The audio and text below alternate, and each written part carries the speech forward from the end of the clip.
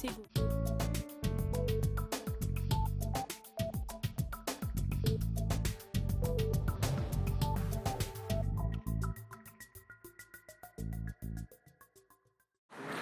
La parole est à notre collègue Marta de Cidrac pour le groupe Les Républicains. Merci, Monsieur le Président. Ma question s'adresse au Premier ministre qui est présent parmi nous. Et je voudrais commencer très simplement par vous poser une première petite question. Connaissez-vous Chanteloup-les-Vignes, Monsieur le Premier ministre? C'est une ville de 10 000 habitants à l'ouest de Paris, dans les Yvelines, qui est aujourd'hui meurtrie par les affrontements de samedi entre des criminels et des policiers. Ces affrontements ont entraîné l'incendie d'un équipement collectif. Chanteloup est une ville française, comme Mantes, Béziers ou Brest, et qui aujourd'hui pansent leurs plaies et se battent au quotidien pour reconquérir, mètre carré par mètre carré, chaque morceau de leur territoire républicain que des criminels souhaitent voir disloquer. Car lorsqu'on brûle nos villes, qu'on attaque nos policiers ou qu'on menace nos élus, c'est la République qu'on brûle, qu'on attaque et qu'on menace, Monsieur le Premier ministre. Et pour bien combattre ce mal, il faut bien le nommer et il faut le comprendre. Relativiser ce qui s'est passé en qualifiant les agresseurs d'imbéciles fut en effet une erreur, Monsieur le Premier ministre. Ce qu'il faut comprendre, c'est que ces agresseurs très organisés défendent l'extraterritorialité de leur espace. Ils rejettent les lois de la République, ils refusent toute autorité venue de l'État et ils interdisent à la République de s'occuper de leurs affaires. Ils font cession, Monsieur le Premier ministre. C'est cela que vous devez nommer et combattre avec la plus grande fermeté. Monsieur le Premier ministre, comment envisagez-vous de rétablir l'autorité de l'État, autorité que vous devez à nos concitoyens, qu'ils soient dans les Yvelines ou ailleurs en France? Merci. Pour vous répondre, la parole est à Monsieur le Premier ministre. Monsieur le Président, Mesdames et Messieurs les sénateurs, Madame la sénatrice, la première partie de votre question m'est adressée personnellement. Il s'agit de savoir si je connais Chanteloup-les-Vignes. La réponse est oui, j'ai la chance de connaître cette commune des Yvelines, je connais la maire de Chanteloup-les-Vignes, je m'y suis rendu en tant que Premier ministre. J'ai visité un certain nombre de quartiers, le commissariat, j'ai pu rencontrer ceux qui, pour le compte des services de l'État et en tant qu'élus locaux, gèrent cette commune et essaient d'apporter les réponses les plus adaptées à une situation dont nous savons qu'elle est, dans cette ville, difficile. Donc la réponse est oui. Vous évoquez ensuite les événements qui sont survenus samedi dernier, en début de soirée, l'attaque, le guet-apens contre les forces de police, l'incendie criminel sur l'équipement culturel de Chanteloup-les-Vignes, enfin sur un des équipements culturels de Chanteloup-les-Vignes.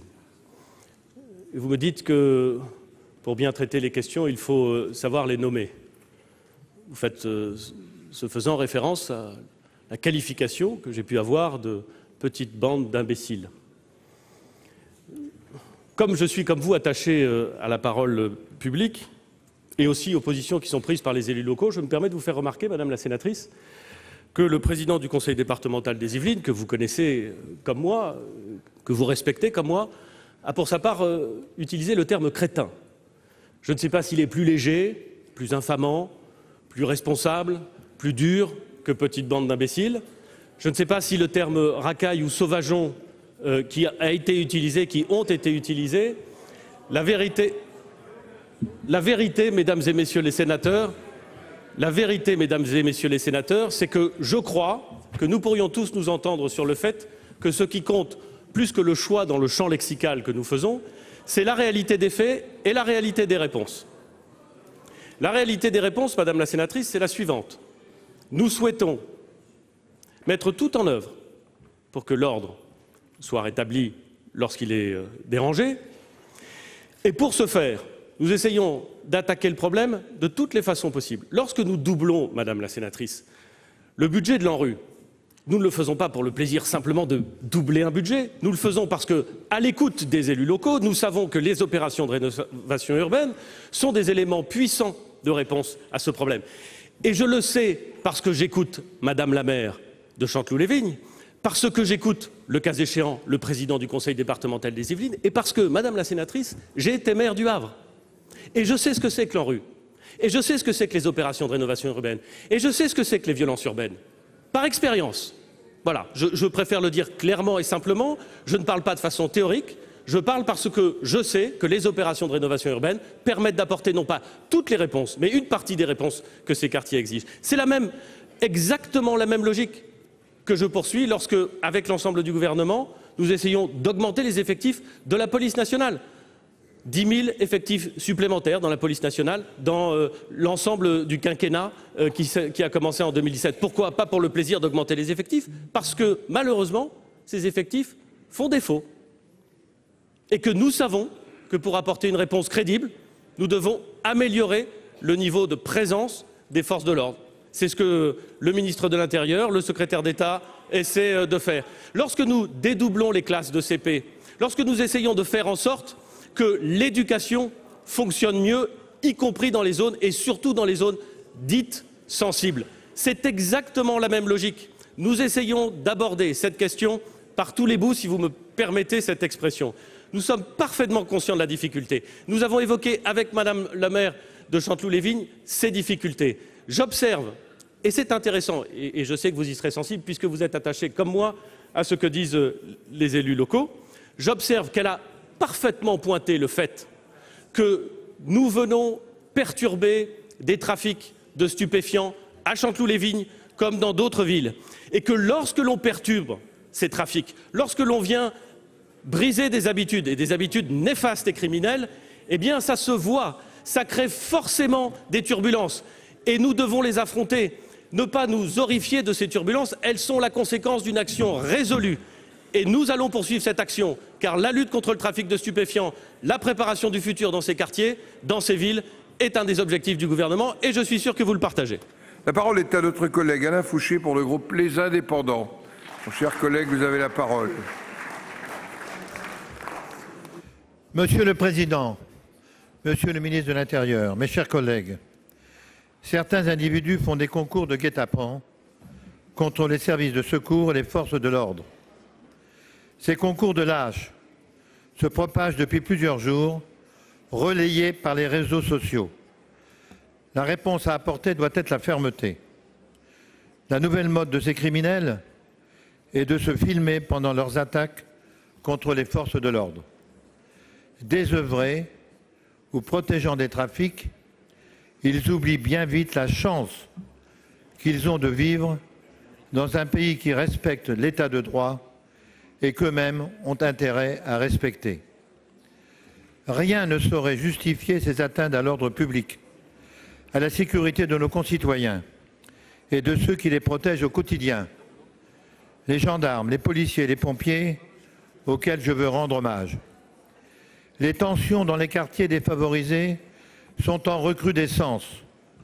Voilà plus de 30 ans que les gouvernements successifs tentent d'en venir à bout sans y parvenir vraiment.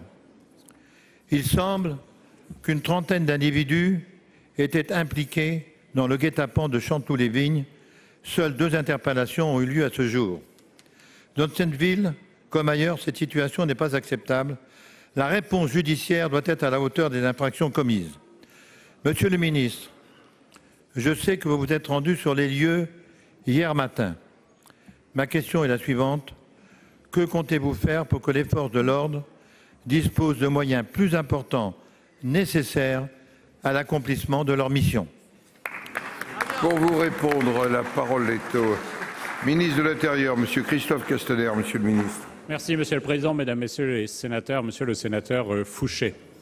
Vous avez évoqué 30 ans d'action, avec des succès, des réussites en matière de politique de la ville, mais aussi avec des échecs et une situation qui, dans de nombreux quartiers, ne s'est pas améliorée, tant en matière sociale, d'espérance, tant en matière de lutte contre une sorte de déterminisme social et d'assignation à résidence dans ces quartiers, qu'en matière d'insécurité et de violence face à nos forces. C'est la raison pour laquelle, hier matin, quand je me suis rendu à Chanteloup-les-Vignes, j'ai proposé à la garde des Sceaux et j'ai proposé au ministre en charge du logement et de la politique de la ville de m'accompagner. Tout simplement parce que cette reconquête républicaine que nous devons conduire dans ces quartiers ne relève pas que de la seule police. Elle relève évidemment de la police, mais elle relève de l'ensemble de l'action qui est portée sur ces territoires. Et notre première volonté a été d'être à côté de Madame la maire de Chanteloup-les-Vignes, qui porte un projet ambitieux pour sa commune et qui se bat chaque jour avec les associations. Et dans le cas présent, ce sont l'activité de ces associations qui ont été mises en cause. Quand nous avons rencontré les parents, les mamans de ce quartier, c'est ce qu'elles nous ont dit. Monsieur le sénateur, ce qui s'est passé est inacceptable. Le comportement de ces voyous est inacceptable. Et c'est la raison pour laquelle il faut effectivement des sanctions exemplaires. D'ores et déjà, 2 personnes ont été interpellées, ont été mises à disposition de la justice et la qualification criminelle a été retenue pour l'instruction de cette affaire. L'enquête se poursuit et je suis convaincu qu'il y aura d'autres personnes interpellées. Mais au-delà de cela, je voudrais redire, comme vous l'avez dit, tout mon soutien à cet engagement puissant, fort, manifeste, courageux de nos forces de sécurité intérieure, la police, mais aussi de nos sapeurs-pompiers qui étaient protégés par la police au moment de ces incendies. Deuxième élément, je voudrais vous dire ma détermination à renforcer plus encore les moyens de nos forces de sécurité intérieure. Je présentais cette nuit le budget de la sécurité qui a augmenté de 1 milliard d'euros depuis 2017 pour justement donner des moyens à nos forces de sécurité intérieure et nous aurons l'occasion dans cet hémicycle d'en débattre pour donner plus encore de moyens à nos forces et les soutenir. Je vous remercie. La parole est à notre collègue Laurence Cohen pour le groupe communiste républicain citoyen et écologiste. Vous avez la parole. Merci Monsieur le Président. La réforme de l'assurance chômage instaurée par décret et qui est entrée en vigueur le 1er novembre est un véritable cataclysme. 850 000 chômeurs et chômeuses vont voir leur indemnité baisser de 20% et 200 000 vont être privés de toute indemnité. Ce sont plus d'1 million de personnes qui vont être frappées de plein fouet. Croyez-vous sérieusement, Madame la Ministre, que cette demandeuse d'emploi qui a interpellé le président Macron à La Réunion en lui disant « il n'y a pas de travail, comment fait-on avec 790 € par mois ?» va voir sa situation améliorée. C'est tout le contraire qui va se produire et vous le savez. Et ce sont des secteurs au contrat discontinu qui vont être davantage impactés. L'hôtellerie, restauration, spectacle, EHPAD, nettoyage, pour ne prendre que quelques exemples. Votre réforme va enfoncer la tête dans l'eau des plus précaires. C'est une réforme sexiste et anti-jeunes. Les syndicats et les associations de privés d'emploi sont vent debout contre une telle réforme et appellent très justement à manifester le 30 novembre et le 5 décembre. Les agents de Pôle emploi se disent eux aussi choqués par ces nouvelles règles. Ma question est simple, Madame la Ministre. Avec cette réforme inique, vous comptez faire une économie de 4,5 milliards d'euros en 3 ans. Pourquoi ne pas vous attaquer aux allègements de cotisations patronales qui, de 2013 à 2019, ont atteint les 26 milliards d'euros? Pour vous répondre, la parole est à Madame la ministre du Travail. Madame Pénicaud, vous avez la parole. Monsieur le Président, Mesdames et Messieurs les sénateurs, Madame la sénatrice Laurence Cohen, je ne reconnais pas du tout la réforme de l'assurance chômage dans ce que vous dites. D'abord, je voudrais dire qu'il ne faut pas nier les faits. D'abord, notre politique en matière de marché du travail commence à porter des fruits et nous sommes modestes, il leur reste beaucoup à faire. Dans le département du Val-de-Marne, par exemple, le chômage est passé de 8,3 à 7,4%. Ça, c'est le fruit de travail systématique sur la formation, sur l'apprentissage, les ordonnances, et l'assurance chômage va venir. L'assurance chômage, vous n'en avez pas du tout parlé, c'est un triptyque. Pourquoi nous modifions les règles de l'assurance chômage? Parce que le contexte a changé. Aujourd'hui, nous avons créé 1 demi-million d'emplois en France, d'où le secteur économique, avec les aides du gouvernement. Et deuxièmement, il y a beaucoup d'emplois vacants. J'étais à La Réunion avec le président de la République. Je peux vous dire qu'il y a énormément d'emplois vacants, même à La Réunion, où évidemment il y a un taux de chômage qui est inacceptable, qui est très difficile. C'est pour ça que cette réforme, c'est un triptyque. Sur les employeurs, nous visons moins de précarité et pour ça, nous pénalisons les employeurs qui abusent des contrats courts. Car le premier sujet de la pauvreté, c'est le chômage. La vraie trappe à la pauvreté, c'est le chômage. Et la précarité qui est instaurée par des contrats beaucoup trop courts, 9 embauches sur 10 sont en contrat très court, nous nous battons contre ça avec le bonus-malus, avec le CTDU. Vous ne l'avez pas fait avant, personne ne l'a fait avant, nous nous y attaquons. Le deuxième sujet, c'est l'accompagnement des demandeurs d'emploi. De façon inédite, 1 million de demandeurs d'emploi vont avoir un accompagnement beaucoup plus important, beaucoup plus proactif, comme le font très bien les pays scandinaves, comme nous l'avons testé avec des demandeurs d'emploi à Nice et dans d'autres agences Pôle emploi, car je vais beaucoup dans les agences Pôle emploi. Je peux vous dire que cette réforme, elle vient des problèmes du terrain et des solutions qu'on amène aux problèmes du terrain. Et l'accompagnement, il va avoir des effets. Et le troisième sujet, c'est le sujet de l'indemnisation.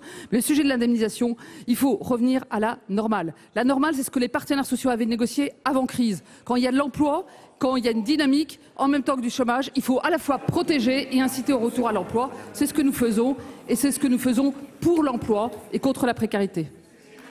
Madame Cohen. Madame la ministre, vos propos ne convainquent vous-même. Parce que la réalité, quand vous nous parlez des chiffres du Val-de-Marne, ce sont les radiations. C'est ça la réalité. Et votre réforme, Madame la ministre, qu'est-ce que c'est?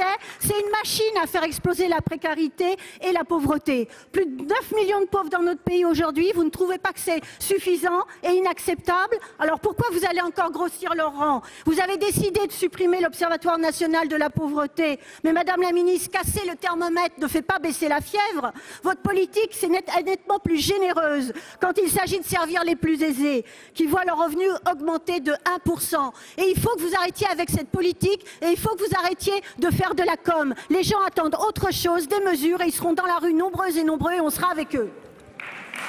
Merci. La parole est à notre collègue Claude Berry-Debat pour le groupe socialiste et républicain. Vous avez la parole. Monsieur le Président, Madame la Ministre, mes chers collègues, punition, catastrophe sociale, trappe à pauvreté, autant de mots entendus pour qualifier votre réforme de l'assurance chômage, et je le fais mien sans réserve. Pour votre gouvernement, le cap est clair, à droite toute. Cette réforme imposée par décret, et pour reprendre les mots de Laurent Berger, c'est une des réformes les plus dures socialement qui s'est opérée ces 25 dernières années. Avec les nouvelles conditions draconiennes d'accès aux droits, on estime qu'en 2020, sur les 2,6 millions de personnes qui auraient bénéficié d'indemnités avec l'ancien système, près de 10% ne pourront ouvrir aucun droit et 23% des bénéficiaires verront leurs droits rognés pour une question purement comptable. Pire, au 1er avril 2020, avec votre nouveau mode de calcul, 1,4 million de demandeurs d'emploi verront leur indemnité baisser drastiquement. Les personnes ayant un rythme de travail fractionné, déjà précaire, seront les premières impactées.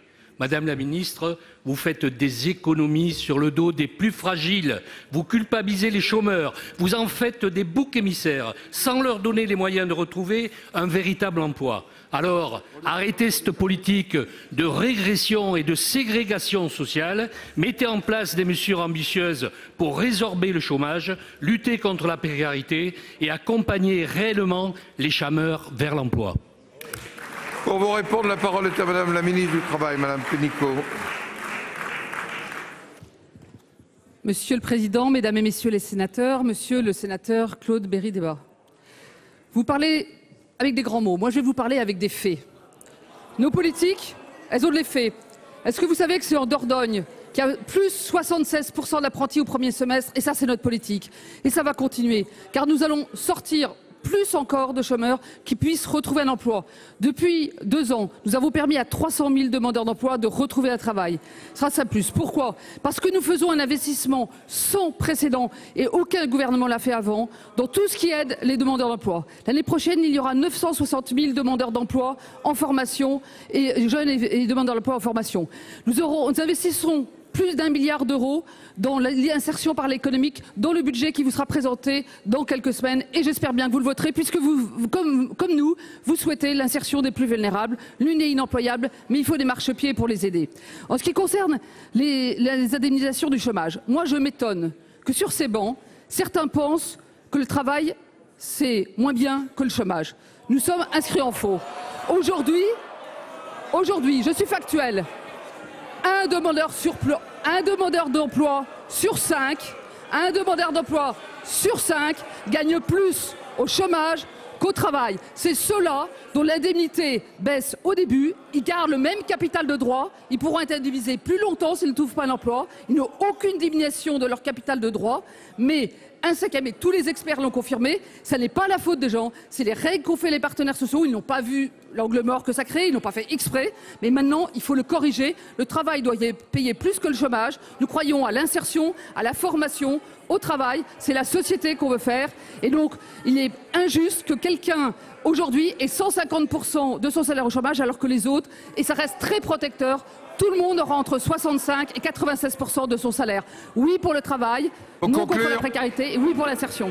La parole est maintenant de notre collègue Gilbert-Luc Devinas pour le groupe socialiste et républicain. Merci Monsieur le Président. Ma question s'adresse au Premier ministre. Le 31 août dernier, à Villeurbanne, un jeune homme a été tué par un migrant afghan aux motivations mêlant délire religieux et troubles psychiatriques graves. Ce drame atroce illustre la nécessité de soins psychiatriques adaptés pour tous, y compris les migrants. Aujourd'hui, vous annoncez des mesures visant à durcir nos conditions d'accueil. Parmi celles-ci, il y a l'instauration du délai de carence pour les demandeurs d'asile pour bénéficier de la protection universelle maladie.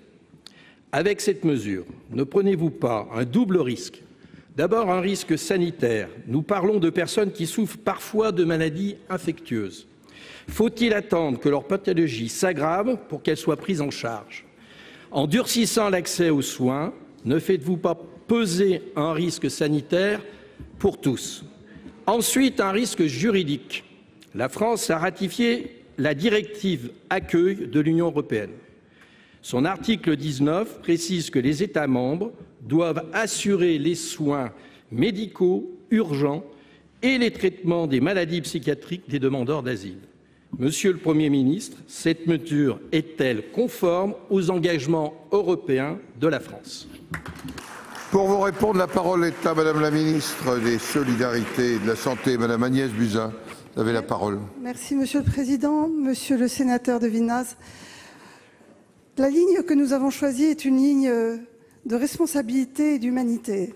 Nous avons tenu bon sur le panier de soins nécessaires grâce au rapport effectué par l'IGAS et l'IGF qui a eu comme mission de réfléchir à l'efficience de nos politiques publiques en matière d'accès aux soins.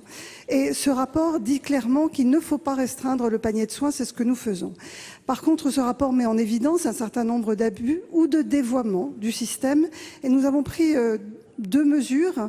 L'une qui permet aux demandeurs d'asile d'accéder à la PUMa avec le même délai de carence de 3 mois que ce qui s'applique aux ressortissants français qui arrivent sur le territoire après avoir vécu à l'étranger ou aux étrangers arrivés en situation régulière et qui n'ont pas d'emploi, qui accèdent à la PUMa uniquement au bout de 3 mois. Donc c'est simplement une harmonisation de l'accès à la PUMa. Et dans le délai de 3 mois, ces étrangers malades ont évidemment accès aux soins urgents qui comprennent les soins évidemment urgents, vitaux, mais également tous les soins contre les infections.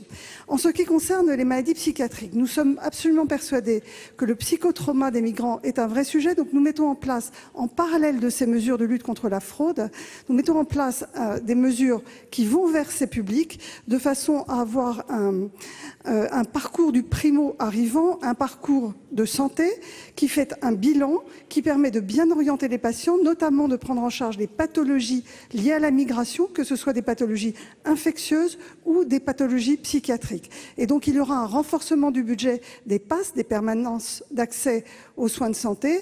Et il y aura également une expérimentation qui est menée à Rennes, qui va être déployée pour voir si ces migrants peuvent être soignés en médecine de ville. Et donc nous avons une mesure à la fois de rationalisation de l'accès à la PUMa, mais en parallèle, une action qui va vers ces populations pour les prendre en charge efficacement dès le premier jour sur les pathologies pour lesquelles il y a un réel besoin. Je vous remercie. Merci, Monsieur de Vinaz.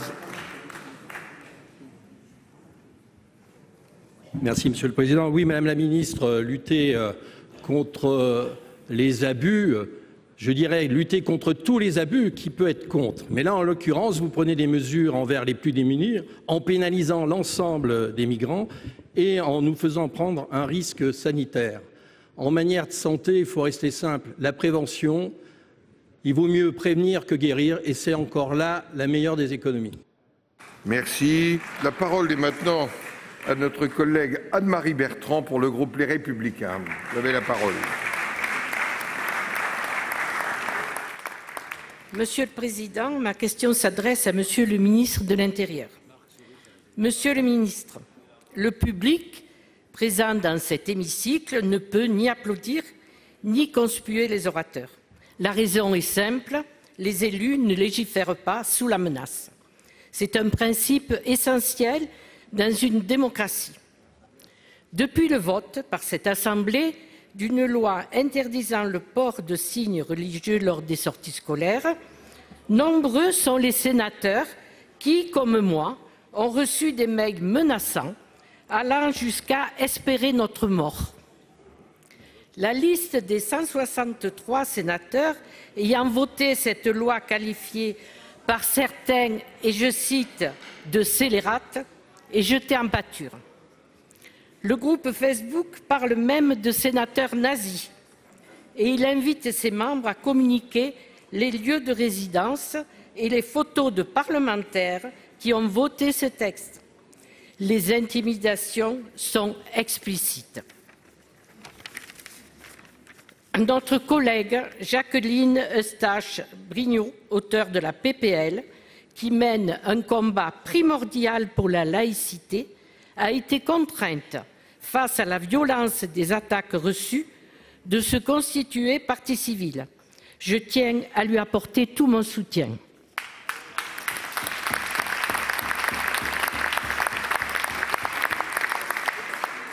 Un texte démocratiquement voté par une assemblée, des parlementaires traqués, menacés. Et, Monsieur le ministre, on ne vous a pas entendu. On ne vous a pas entendu dénoncer ce qui constitue une atteinte grave à l'exercice d'une démocratie sereine. Pourquoi ce silence? Pourquoi? Vous êtes question. Le ministre de l'Intérieur. À ce titre, quelles mesures comptez-vous prendre pour mettre fin à ces tentatives d'intimidation et devons-nous nous en inquiéter? Je vous remercie. Pour vous répondre, la parole est à Monsieur le ministre de l'Intérieur. Merci, Monsieur le Président, Mesdames, Messieurs les sénateurs, Madame la sénatrice. Je crois que sur ce sujet, nous devons tous nous dresser. C'est celui de la liberté du débat public qui est particulièrement cher dans un hémicycle comme celui du Sénat et qui est consubstantiel même à l'engagement politique de chacun d'entre vous et de chacun d'entre nous. Et donc je crois qu'il n'est pas nécessaire de polémiquer et j'entends votre interpellation. Qu'est-ce que j'ai fait? J'ai fait immédiatement la saisine de la plateforme Pharos parce que j'ai été saisi par votre collègue Jacqueline Eustache-Brinio. Et j'ai fait ce que je fais à chaque fois, un signalement au procureur et une expression politique la plus forte possible pour dénoncer ces actes d'intimidation totalement inacceptables. Et je le fais devant vous.